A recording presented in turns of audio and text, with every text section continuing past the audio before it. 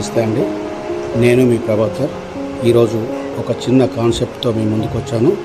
మీరు చూడండి, మీ పిల్లలకి చూపించండి, వాళ్ళకి చాలా ఉపయోగపడుతుంది. ధన్యవాదాలు.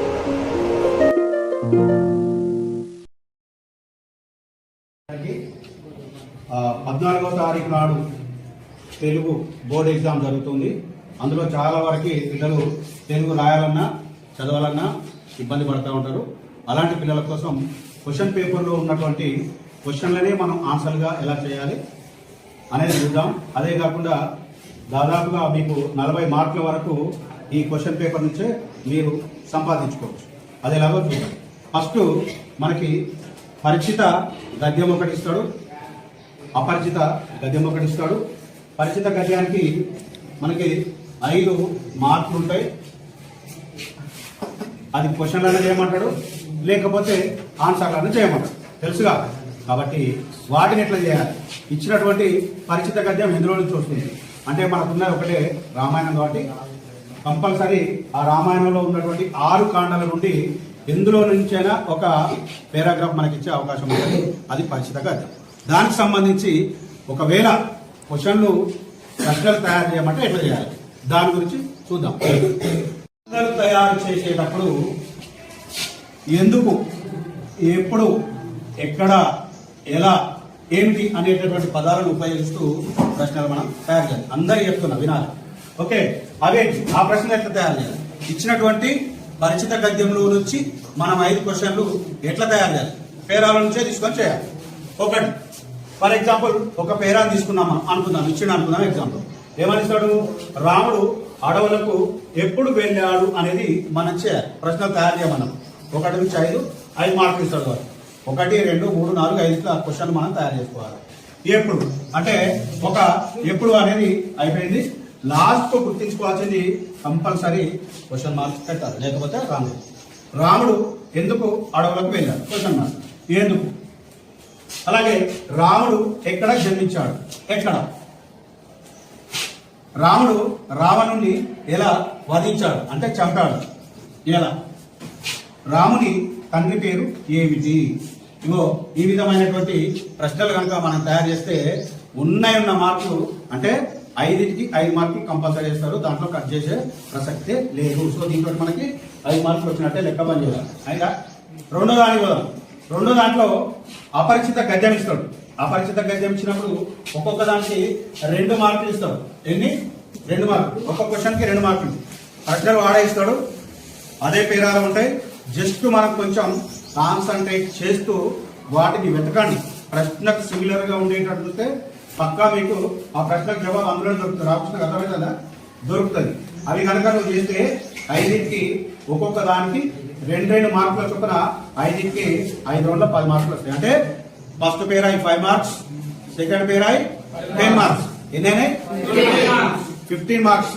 ఇవి మనకు జెన్యున్ గా వాళ్ళు ఇచ్చేటటువంటి మార్కులు. నువ్వు రాస్తే మాత్రం జెన్యున్ గా మార్కులు వేస్తారు. దీంట్లో కట్ చేయరు ఎట్టి పరిస్థితిలో. దాంట్లో కటింగ్ అనేది ఉండదు. 12 నుంచి 15 ప్రశ్నల వరకు 3 మార్కులు ఉంటాయి. ఒకవేళ నీకు అర్థం కాకపోతే పక్కా వాటిని ఏదో ఒకటి చేస్తూ మనం అటెంప్ట్ చేయాలి. ఊరికే వదిలేయద్దు. నీకు వచ్చింది ఏదైనా సరే ఆ 4 క్వశ్చన్లకు ఆన్సర్ చేయాలి పక్కా. ఏదేది? 12th, 13, 14, 15 ఈ 3 మార్క్స్. 3 మార్క్స్ లో కనీసం నువ్వు ఒక్కొక్క దాన్ని అటెంప్ట్ చేసినా ఒక్కొక్క మార్క్ అయినా వచ్చే అవకాశం ఉంటుంది. అంటే 4 మార్క్స్ నువ్వు అక్కడ సంపాదించవచ్చు. అక్కడ 15, అక్కడ 4 అంటే ఎన్నైనాయి? 99. ఓకే, 7 మార్క్స్ మనకు 3 ఇస్తాడు. 16 ఒకటి, 17 ఒకటి, 18 ఒకటి, అంతే కదా. దానికి ఛాయిస్ ని ఒక్కొక్కటి ప్రశ్నకు ఒకదానికి మాత్రమే సమాధానం చేయాలి, కానీ 2 ఇస్తాడు.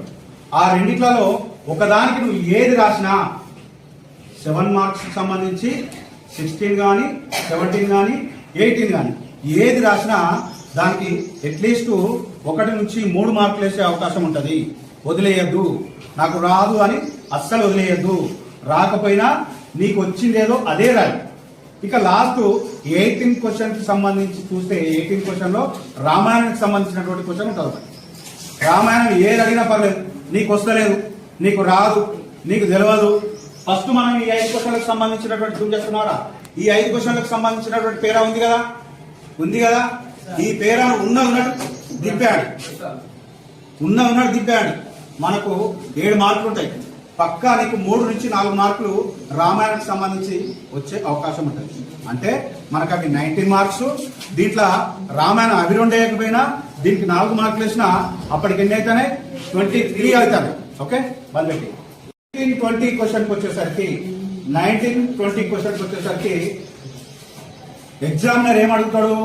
మీ తల్లిదండ్రులకు కానీ, మిత్రులకు కానీ, లేకపోతే కరపత్రం కానీ, లేకపోతే ఇంటర్వ్యూకి సంబంధించింది కానీ, లేకపోతే సంభాషణకు సంబంధించింది కానీ ఇట్లాంటివి అడిగే అవకాశం ఉంది. దాంట్లో మనం ఒక్కటి మాత్రమే రాయాలి, 2 ఇస్తాడు. ఆ ఒక్కటి పక్కా లెటర్ ఇస్తాడు. ఆ లెటర్ ని మనం ఈ విధంగా విభజించుకోవాలి.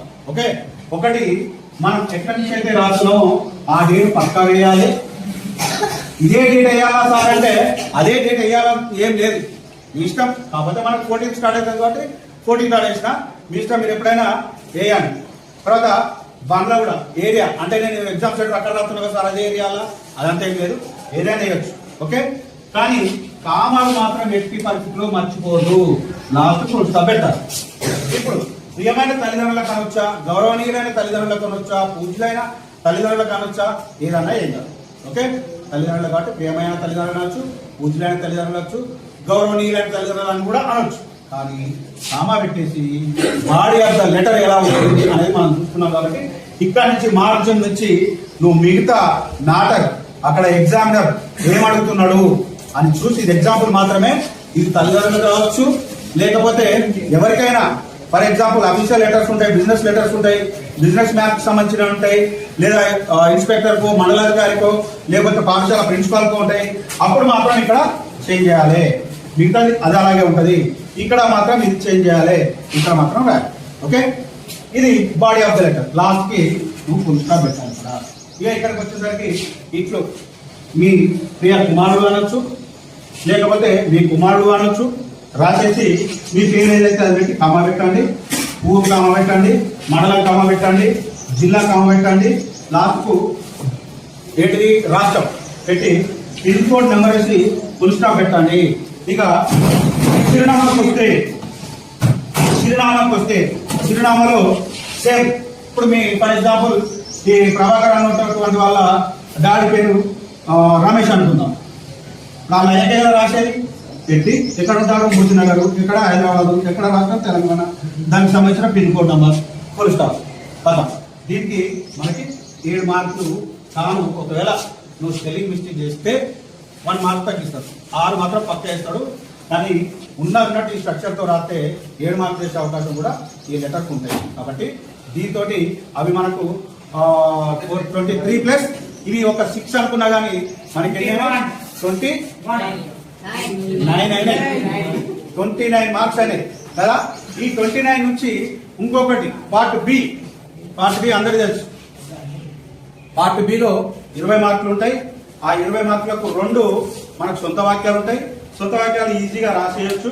ఏదొచ్చినా మీకు సొంతంగా రాసేది కాబట్టి మీకు ఏది రాసినా కరెక్ట్గా ఉంటుంది, వేయచ్చు. ఇంకోటి తర్వాత 3 నుంచి 20 నంబర్ వరకు ఉన్నటువంటి ఆబ్జెక్టివ్లో ఉన్నటువంటి ఆబ్జెక్టివ్ సంబంధించి నానార్థాలు కావచ్చు, ప్రకృతి వికృతులు కావచ్చు, అర్థాలు కావచ్చు, సందులు కావచ్చు, సమాసాలు కావచ్చు, వాక్యాలు కావచ్చు, ఇలా ఉన్నటువంటి పదజాలము వ్యాకరణాంశాలకు సంబంధించిన అన్ని దాంట్లో వస్తాయి. ఛందస్సు అంతా కలుపుతాయి. దాంట్లో కళ్ళు మూసుకొని అటు ఇటుగా గుర్తులేని ఏది పెట్టి ఒక 10 మార్కులు వచ్చినా అంటే మన దగ్గర ఎన్ని మార్కులు సంపాదించవచ్చు? 40 మార్కుల వరకు నువ్వు గెయిన్ చేయొచ్చు. అంటే నువ్వు ఎక్కడికి పోతావు? ఈ 40 ప్లస్ మా దగ్గర 20 ఎన్ని అవుతున్నాయి? 60 మార్కులు నువ్వు ఎగ్జామ్ లో సంపాదించవచ్చు తెలుగులో. దీనికోసం పెద్దగా కష్టపడాల్సిన అవసరం లేదు. ఓకేనా?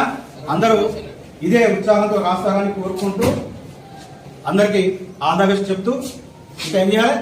సెలవు. This is our school 10th CD students, 10th class, my students. అంతా గ్రూప్స్గా డివైడ్ అయిపోయి చదువుకుంటాను. చూడండి, మీరు కూడా మీ స్కూళ్ళలో పిల్లల్ని గ్రూపులుగా చేసి కొంత అవగాహనతో ఉన్నటువంటి పిల్లలకి ఒప్పచెప్తే కంపల్సరీ వాళ్ళు 10th లో మంచి మార్కులతో విజయం సాధిస్తారు. ధన్యవాదాలు.